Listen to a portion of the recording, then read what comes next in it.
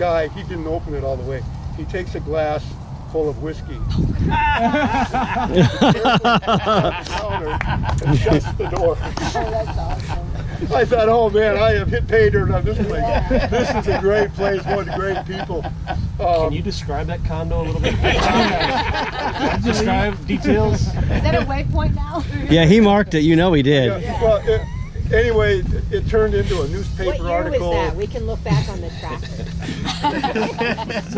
It turned into a newspaper article and everything. And then another time I landed on the beach and there was this real high wall and the weather was miserable. I was on the outside and I needed to get to the inside.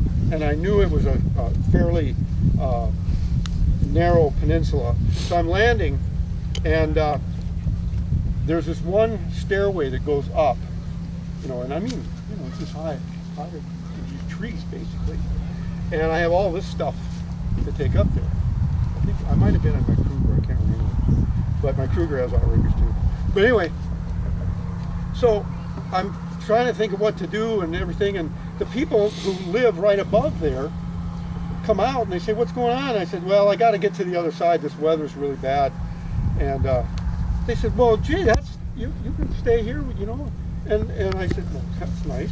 And anyway, they helped me get my stuff up the stairway, and their property was right there, and then you went out of their property and across, and you were in the water, right?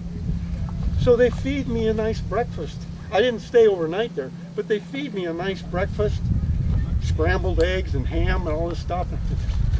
I get paid her to get. And you stay like in 3 mansions. Yeah. They put you up for the night. I mean, the people along the course know about the Water Tribe Challenge. We have people who wait for us to come by and wave and, hey, you Water Tribe? Yeah, I'm Water Tribe. Now we're going to get to law enforcement.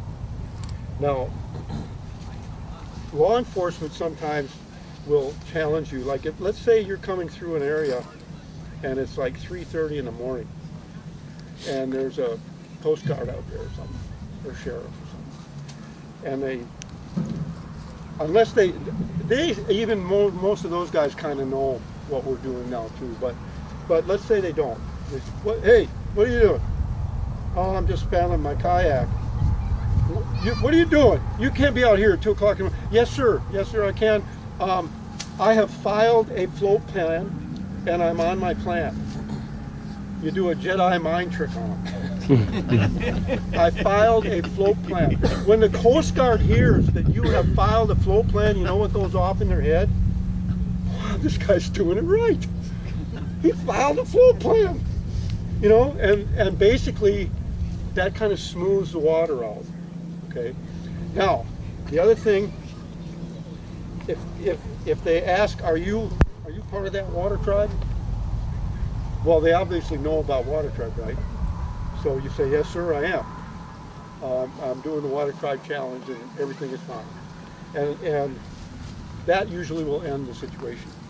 So the other side of that is when you're dealing with the Coast Guard or law enforcement, you know, park rangers, whatever, don't brag that you're part of Water Tribe, okay? I don't want you to ever lie to a law enforcement officer. So if they ask you, yes, but don't bring it up like it's going to get you some kind of special treatment. It probably won't, because you know they don't care for one thing, typically, and I don't want to get a bad reputation. I'd rather have a good reputation. Now, having said that, we have a really good relationship with a lot of the park rangers, especially in the Everglades. They all know us. If you go in and get your park permit and you say, I want a campsite halfway down the Everglades waterway, a normal person, they'll say, you can't do that. You'll never make it. You cannot do it. If you say, yes, sir, I know I can do it because I know my path. And, oh, you're in Water Tribe? Yeah, you can probably do it. And that's what they do. So don't brag that you're in Water Tribe, but when asked about it, yes, you're in Water Tribe, and yes, you're doing the Everglades Challenge. and you filed a float plan, and you've got your spot, and you've got your navigation, and you're wearing your life jacket, chances are you've got your required lighting and so on. The chances are they're not going to. We have been ordered off the water one time. In 2015, we had so many people who didn't have a correctly loaded boat have problems in Tampa Bay that they basically, the Coast Guard canceled our event and said, and then the sheriffs and so on down the line said, hey, you got to get off the water. If you're water tribe, you got to get off the water. So if they say that to you, if they say you have to get off the water, then you better get off the water. Okay. And then what you need to do is, I'm going to talk a little bit later about your shore contact.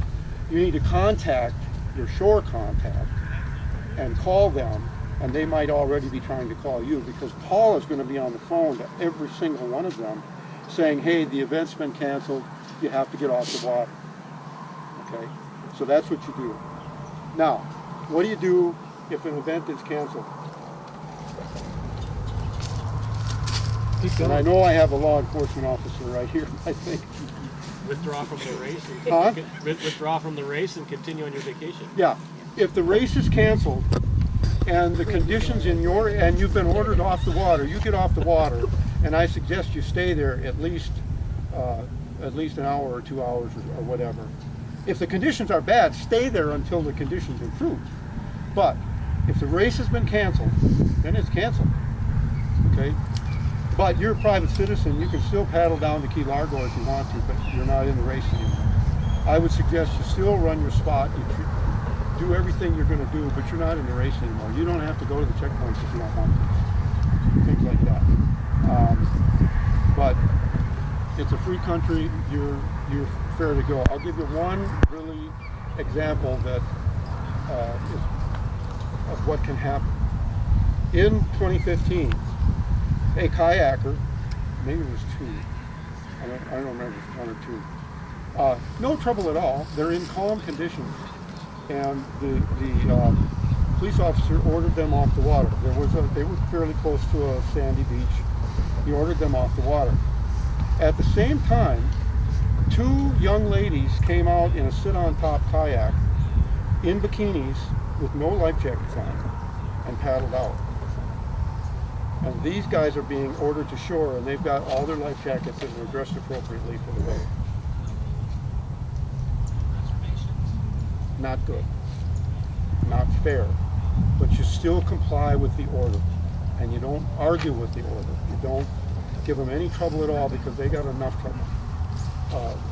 Get off the water, an hour, 2 hours. If conditions are good, do what you want. Okay? Piloting your boat. All of these boats are small boats. They don't take a lot of draft. You do not have to be in the channel. Leave the channel for boats that are deeper draft, motorboats, sailboats, whatever. You can still use the channel for navigation. Just stay on one side or the other.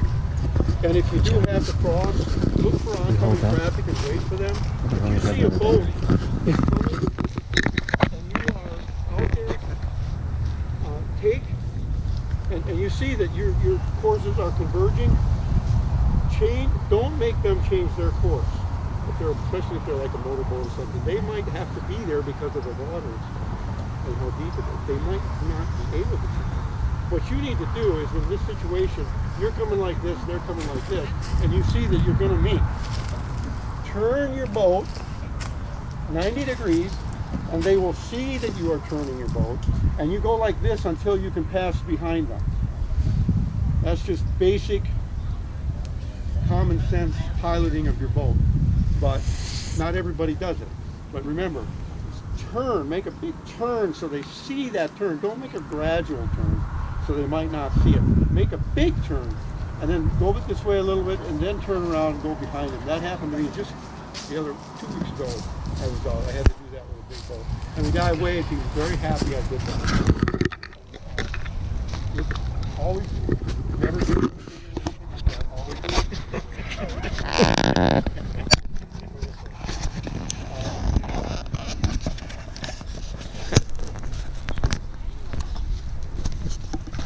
talked about a shore contact. You all really do need to get a shore contact lined up with your official shore contact.